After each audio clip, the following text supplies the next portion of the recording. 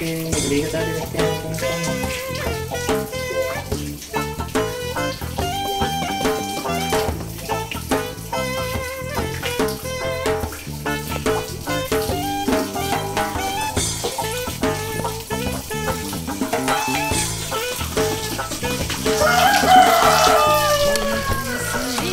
si Sir Raymond. So, kausapin lang natin siya. Yung na-produce mo, sir, ano na yon? Inaalagaan mo o binibenta mo rin lang? Ay, binibenta. Yan, mga kababayan. Malaking kikitain mo sa pag... bebenta ng fingerlings. Kaysa yung alagaan mo na grow out. 3 buwan. So, 3 to 4 months. Ka lang magkakapera. Ngayon fingerlings. 1 buwan lang. Oo. Ayan, si Sir Raymond. Matagal nang nag-aalaga ng isda ito. Fish pan. Hindi Fish pan ang ino-operate ito. yung mga fingerlings na bibenta. Oo. Dahil kami rin ang kukuha. Mag-aalaga kayo ng ganyan. So yung market nito, mataas ang demand sa market nito, no? Marami kasi. Cagayan, low cost. Oo. Nakakapunta ka pa ng Cagayan na nung magdi-deliver, ano? Oo, tara. Ayun.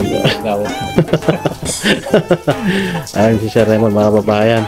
So, yung mga interesado, ang sinasabi natin, pwede kayong magpaturo dito. Lalo na yung mga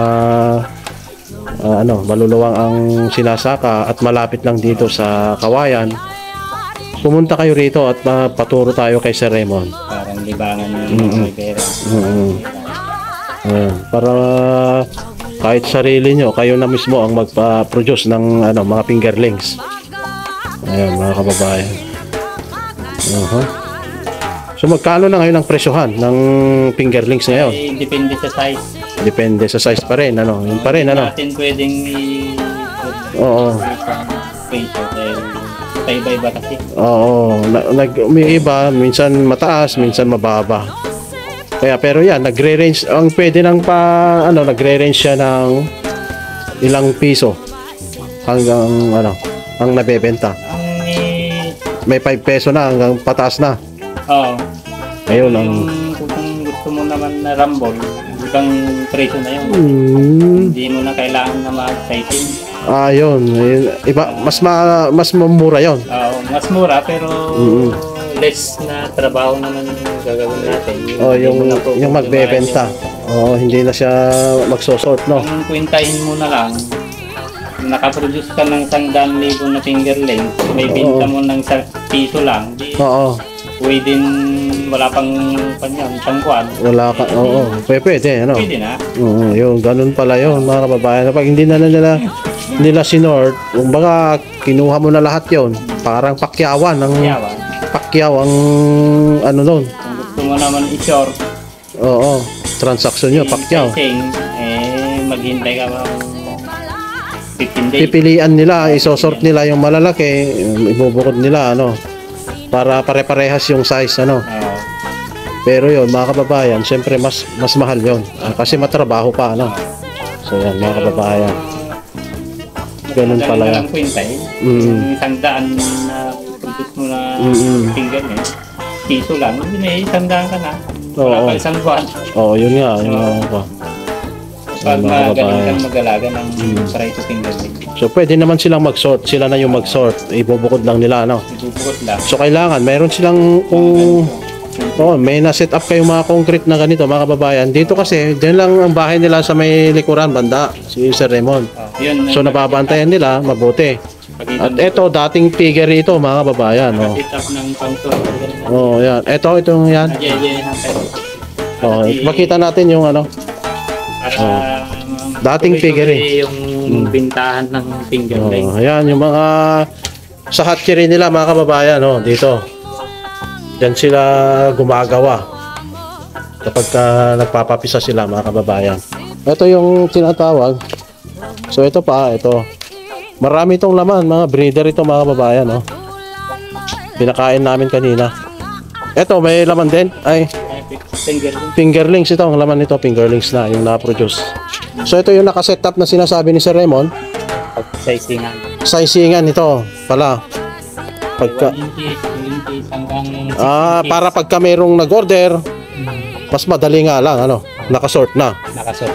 Ayan. Kaya Pero kung gusto nyo mag-alaga din ng ganito, concrete, pwede rin. pwede rin. Pero anong mas maganda? Yung sa earthen pan o ito, yung sa lupa? Kung O dito grow sa out, concrete? kung grow out, sir, pan. Kung fingerlings lang bibenta mo, mas maganda din. Dito, pag mag-fingerlings ka, pang sorting lang. Pero yan, sabi ni Sir Raymond, pagka grow out, yung papalakihin mo hanggang maibenta, mas maganda nga sa earthen pan. Yung sa lupa, kasi mas marami silang makakain doon. Mas madali silang lumaki, ano? Mga insekto, pwede nilang kainin. Dito kasi wala kang makakain dito kasi nakasemento ito no. So kung Lang sa papakain mo na fish. oo, mas maganda. Nasa lupa talaga. Pero kung bastante naman kayo sa pagpapakain, pwede ito. Pwede dito. Kaya lang, Oo. disadvantage sa lupa, Oh, maraming predator din. predator naman ang kalaban mo doon sa lupa. Kailangan Kaya monitor mo talaga, ano? Naka-monitor lahat talaga. 1 month, magsa-sizing ka naman doon. Oo. Yung alagaan mo. Kailangan walang kiwit, Kailangan pagka dalag, yung mga ganun kasi uubusin lang yung fingerlings mo bone, Ibon, yung mga ganong mga palaka, predator, palaka, yung palaka pala at bro, kasi karag. tumitira ng prey pala yan. So napakaraming predator kapag sa lupa. So kailangan yan malinis palagi dun sa pan mo. O kaya natanggalan mo bago mo lagyan, natanggalan na. Oo, kaya kagaya nung ginagawa ni Kuya Kon kanina, Nathan. Nilagyan niya ng ng medisina yata, pangpatay sa mga kiwit. Dun sa loob. Ayun. Mga kababayan. So yung mag-aalaga kayo sa fish pan kasi kailangan matanggal lahat yung mga dalag na malalaki. Kailangan wala. Ibig sabihin lahat ng yung mga maliliit lang ang may lalagay doon. Kasi kung merong existing doon na malalaking isda, kakainin yung fingerlings mga kababayan, lalo na yung kiwit. Marami ang pagkakumain yan, pang maramihan. Mauubos talaga ang fingerlings. So yung mga bagay na gano'n mga kababayan, matuturuan tayo ni Sir Raymond. Nandito lamang siya sa Barangay Pinoma, Kawayan City, Isabela. Pero maganda naman at hindi lumabang kagawa dito. Mas marami siyang time na mas marami kang time na magturo dito sa iyong farm. Kasi ito lang, napakasimple lang ito mga kababayan. Itong ilang area nito? 500 square meter lahat to, 500 square meter, pero napakaluwang itong hatchery niya mga kababayan, napagawa niya, may mga may mga ongoing na mga pan dyan na concrete pan for sorting naman yan, pagka nagsosort sila pagka nagsasizing sila ng mga fingerlings mga kababayan. Ito 500 square meter lang to, pero na set up niya itong kanyang alagaan dito mga kababayan. Hindi rin basta-basta ang pondo ang ilalagay mo dito pagka ganito. Tingnan nyo yung buko dito mga kababayan, kulay yellow, maliliit siya. May binhi pa dyan.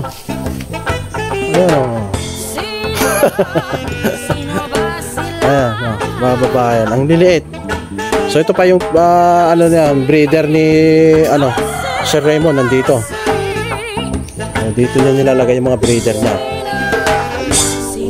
Sa lupa naman ito, hindi concrete ito mga kababayan. Ayan. Alright.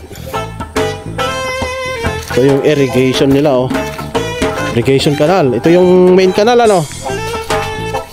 napaka daming tubig ngayon, kasi taniman na naman ng palay mga kababayan, yan. Nagpakawala ng tubig ang na naman, Bagat Dam. So yan, daming tubig para sa forthcoming planting season na naman ngayon mga kababayan, sa dry season to. So ayan, pauwi na tayo at ihahatid lang tayo ni Sir Raymond. Yan o, dito. Para makita nyo rin yung ano, paiksitan dito sa kanila. Ayan. Ayan.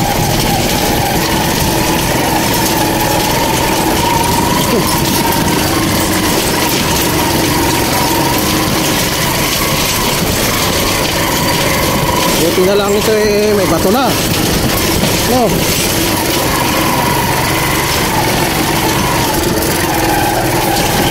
Matigas, hindi na pinuputik.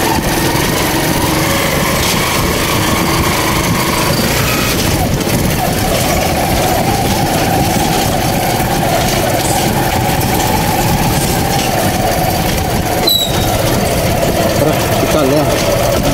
Tara.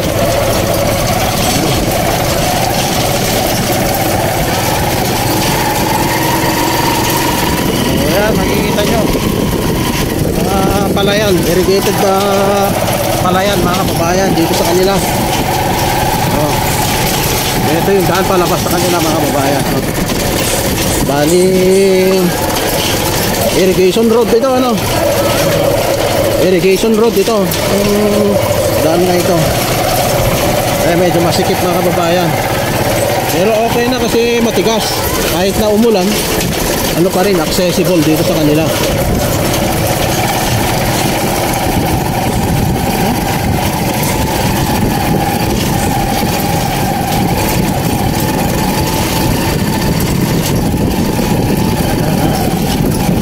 Ayan, palayan yan.